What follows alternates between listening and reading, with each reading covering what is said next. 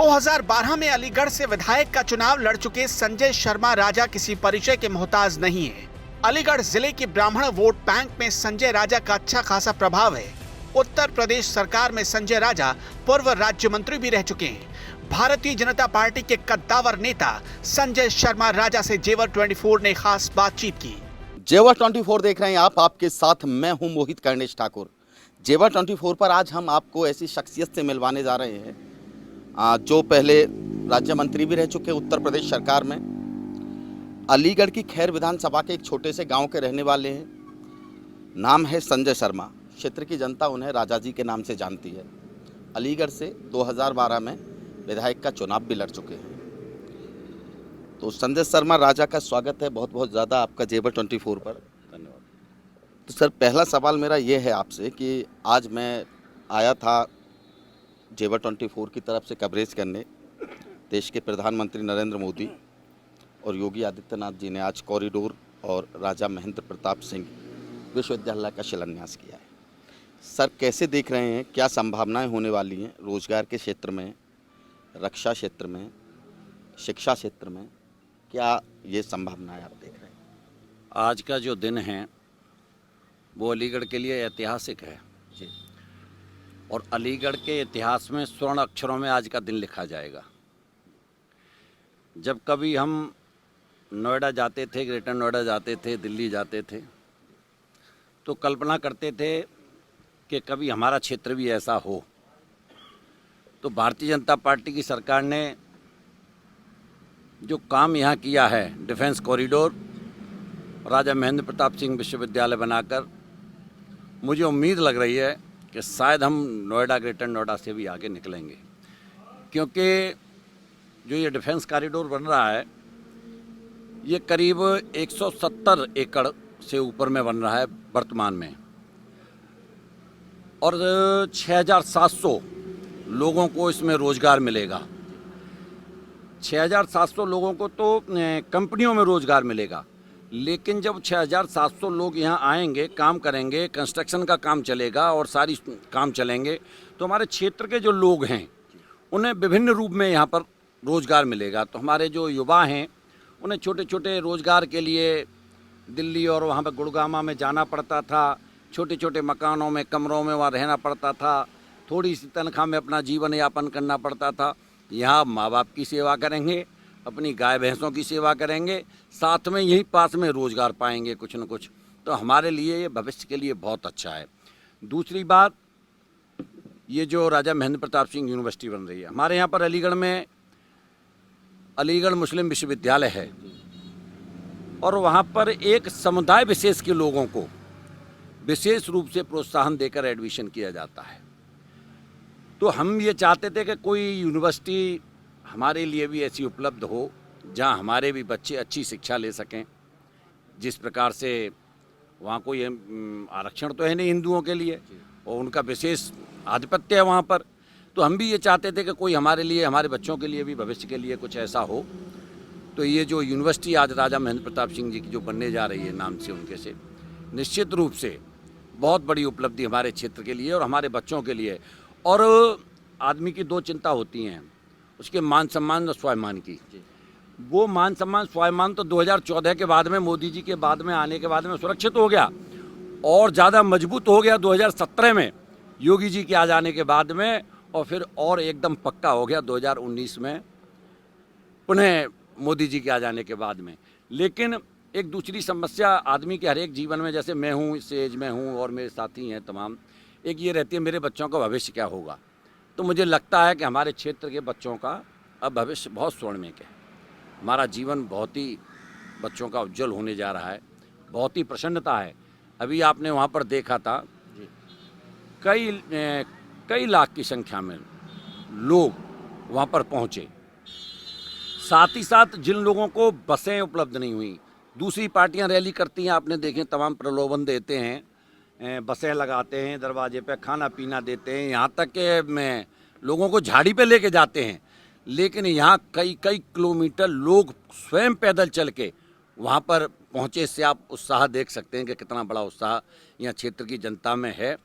बहुत खुशी हुई है आज इधर। आप राज्य मंत्री रहे हैं आप, तो भीड़ का भी आप जिक्र कर रहे हैं।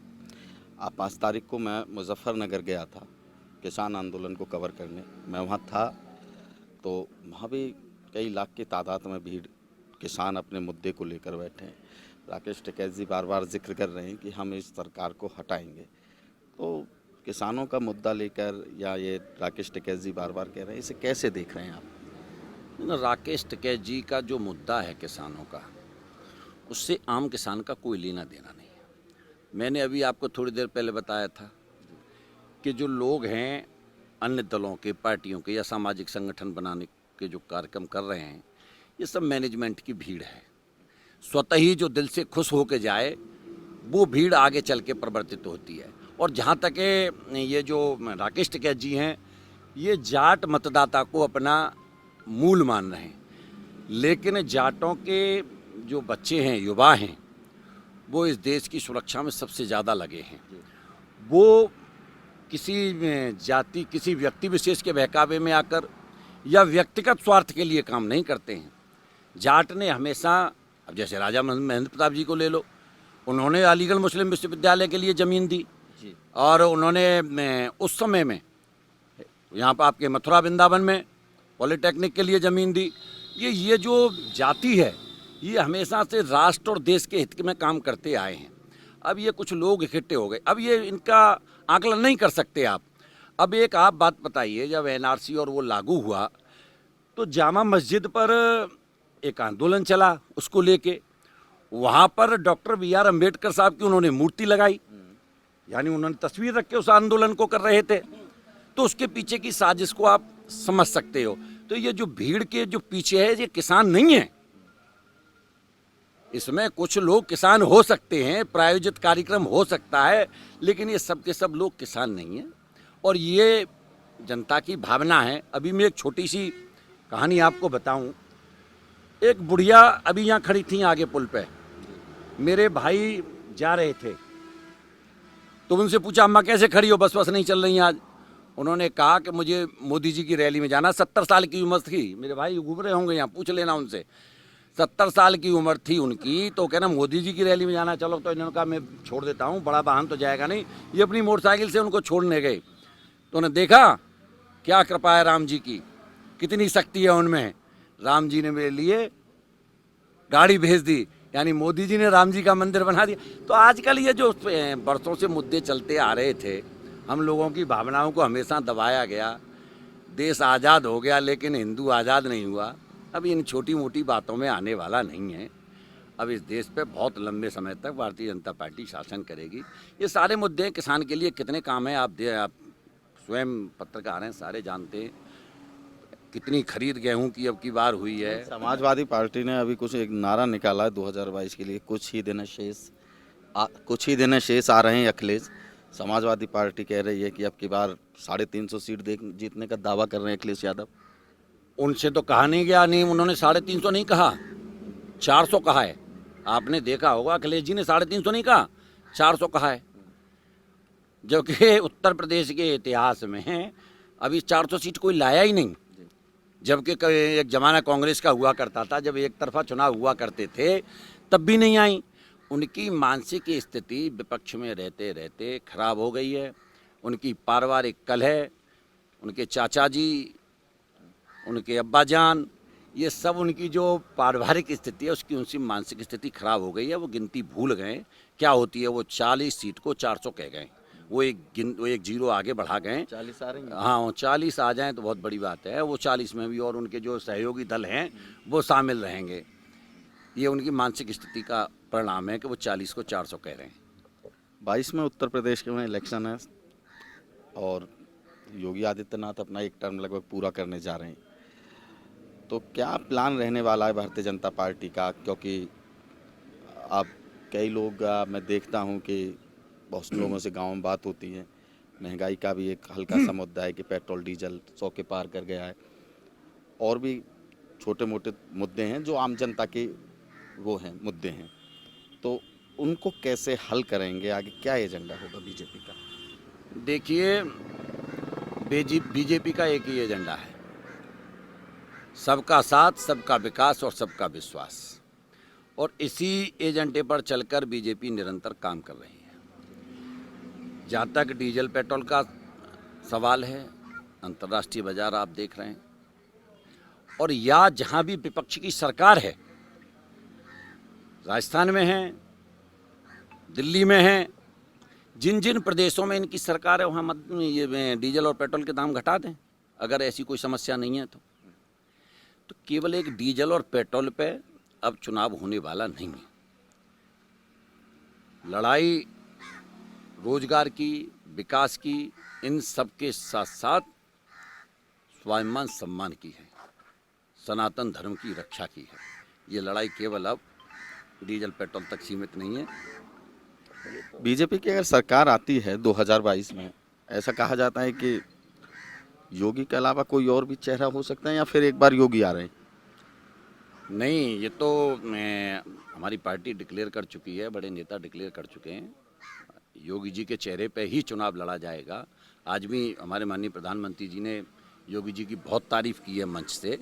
योगी जी के चेहरे पे ही चुनाव लड़ा जाएगा, योगी जी ही आगे मुख्यमंत्री होंगे और अब की बार जितनी सीटें उनसे ज़्यादा पे जीत के आएंगे और प्रचंड बहुमत से होंगे। आप देख रहे हैं, जब सारे लोग घरों में बैठे थे और यहाँ तक है कि किसी का पिता खत्म हो गया या पुत्र खत्म हो गया, वो तक उसको कंधा देने से बच रहा था। उस समय में भी योगी जी पूरे प्रदेश में घूम घूम के लोगों की सेवा करने का काम कर रहे थे, पूरी व्यवस्था को मैनेज करने का काम कर रहे थे। तो ऐसे कर्मयोगी को कौन छोड़ेगा? ऐसे कर्मयोगी को उत्तर प्रदेश की जनता तो नहीं छोड़ेगी। हमें तो अभी नहीं, 2022 में ही नहीं, 2027 में भी योगी चाहिए। इस प्रदेश की जनता को दोबारा फिर योगी चाहिए 2027 में। ये थे हमारे साथ पूर्व में राज्य मंत्री रह चुके हैं संजय शर्मा जी। काफ़ी मुद्दों पे हमने इनसे बात की। अलीगढ़ की खैर विधानसभा के रहने वाले हैं। मैंने पहले भी बताया, राज्य मंत्री भी रह चुके हैं। तमाम तरह की चर्चाएं की, दर्शकों को बताया जेबल 24 के अब की बार भी योगी सरकार और 27 में भी योगी सरकार। कैमरामैन ओम प्रकाश के साथ मोहित गणेश ठाकुर, जेबल 24।